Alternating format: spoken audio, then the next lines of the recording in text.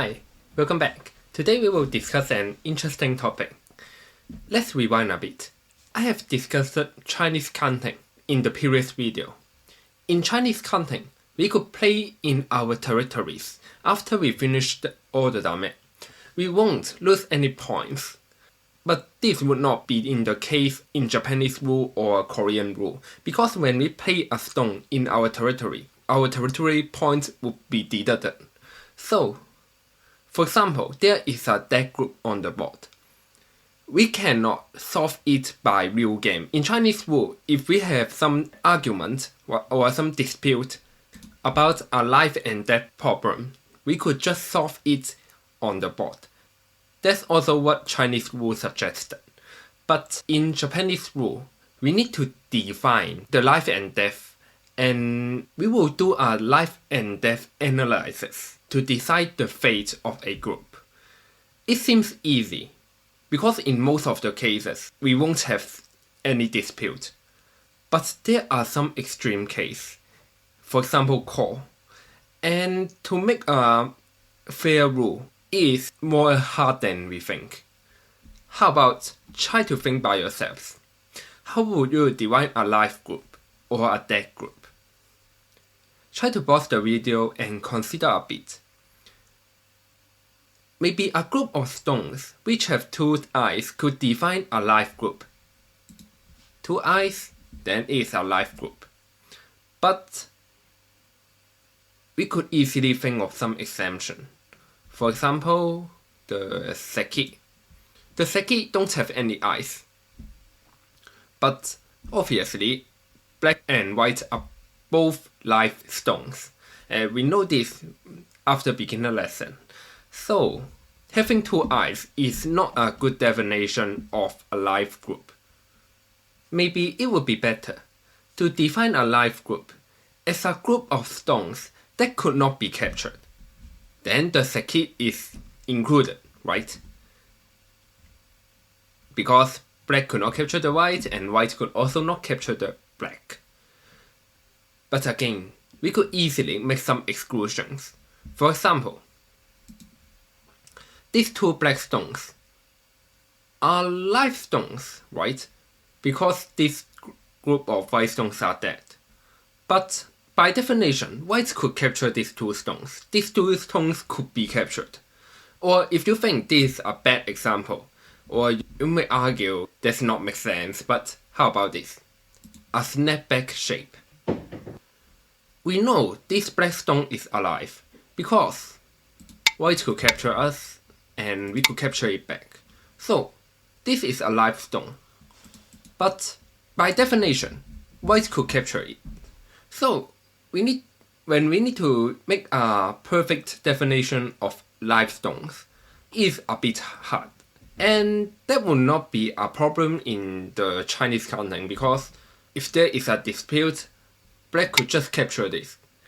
In Chinese counting, black capture this would not deduct any points. But in Japanese counting, this move will deduct 1 point of territory points.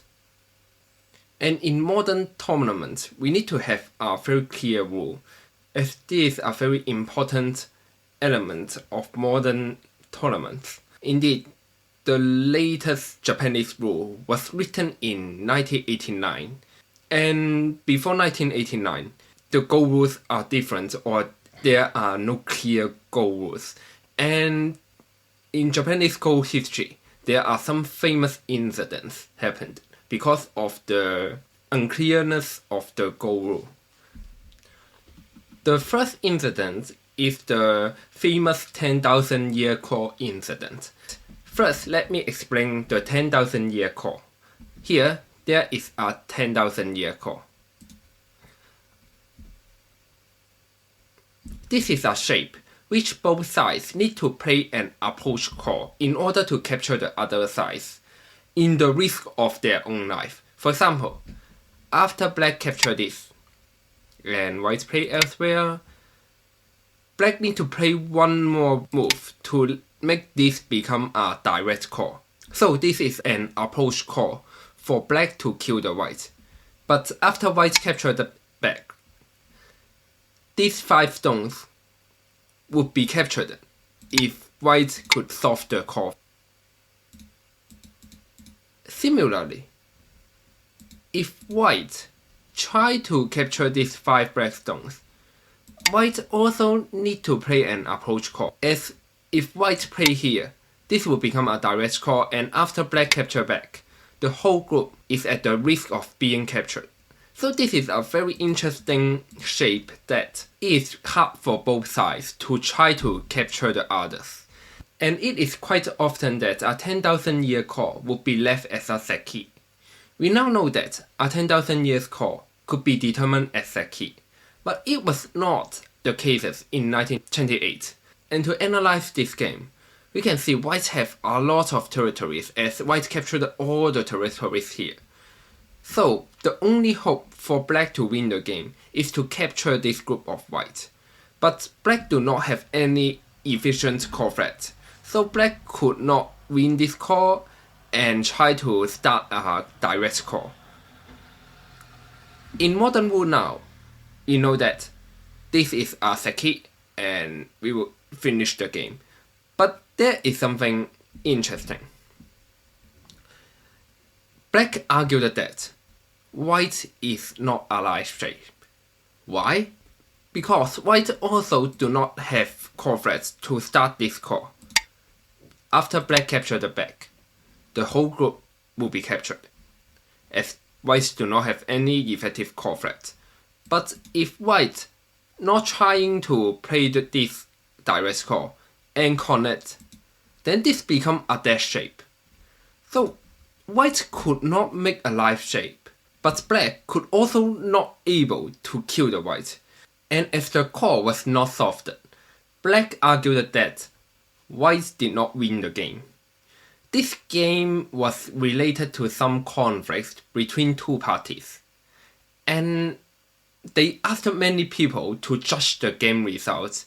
At last they settled this game as white won, but black didn't lose. It's quite nonsense and it doesn't make any sense. This game illustrated why we need a better rule for the Japanese counting.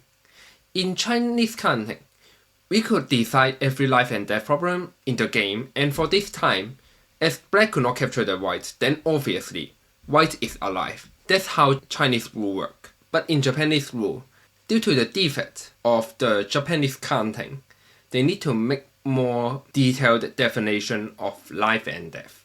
And we could also see other example. This is a game in 1948. Iwamoto Kaoru played against Go Seigen. Go Seigen is the very famous Go legend in post-war Japan. There is a call left here, but black argued that black has more core threat, so black decided not to play one move to capture this stone, as playing one move here would lose 1 territory point. Black argued that this white stone is dead and black do not need to capture this stone. And in the modern rule, black is required to capture this. But at that time, we still don't have a clear Go rule, as a Go legend, Honimbo Shusai, had decided that a call is no need to be settled if one side has more core threat. They used the code of a Go legend to decide if this move required. But luckily for this game, even black has gained up 1 more point comparing to the modern rule. Go Seigen, the white, still won by 1 point. If we use the modern rule, then Go Seigen will win by 2 points.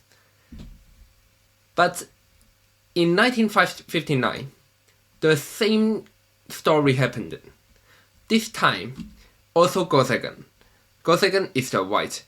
Here, there is a call. Black may try to start a call here. You may try to pause the video and calculate a bit. Otherwise, I will show you. After black cut, black could play this attach. White need to connect. Then black could cut. Then this will become a call. After white hit and capture, this will become a call. But white again argued, black do not have effective core threat, so it's not necessary for white to protect this core and to play one more move to secure the territory. But as this game was in 1959, there are already a Go rule that cited that white need to prevent a direct call. I would explain the 1989 Go rule more detailedly in the next episode, but I hope this episode could help you understand why definition of life and death would be a problem in Japanese counting. And in the future episode, I will explain how modern Japanese rule works, and we could see a lot of amazing Go shapes that you probably have never seen before. But these Go shapes are possible, and as they are possible, we need to know how to deal with it. They are very interesting, so stay tuned with it. Thank you all for watching, and see you next time.